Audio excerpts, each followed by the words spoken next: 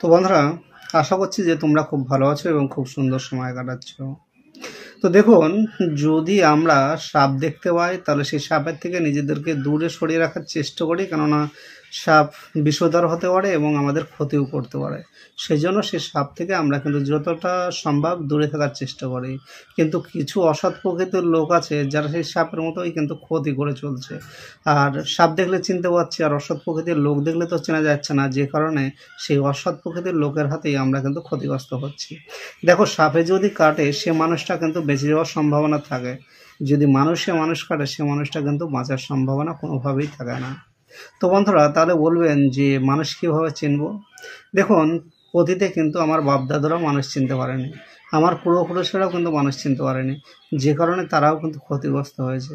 আর same আজকের দিনে আমি বা আপনিও কিন্তু মানুষ চিনতে পারছি না, যে কারণে আমি আপনিও কিন্তু অনবরত ক্ষতির সম্মুখীন হচ্ছি।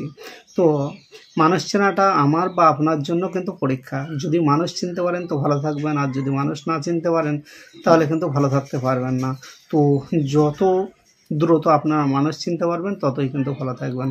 তো বি কেয়ারফুল, নিজেদের প্রতি লক্ষ্য রেখে চোখ কান খোলা রেখে চলুন। যে কাজটা করলে আপনার ক্ষতি হতে পারে এমন কোনো কাজ থেকে আপনি বিরত থাকুন, এটাই বলার ছিল।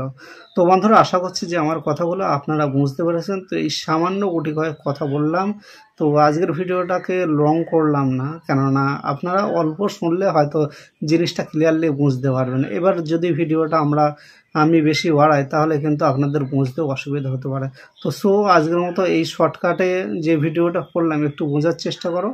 তো ধন্যবাদ সকলকে, সকলে ভালো থাকবেন এবং আমার ভিডিওর সাথে জুড়ে থাকবেন। যদি সম্ভব হয় তাহলে এই ভিডিওটি শেয়ার করে অন্য কেউ দেখার সুযোগ করে দেবেন। ধন্যবাদ।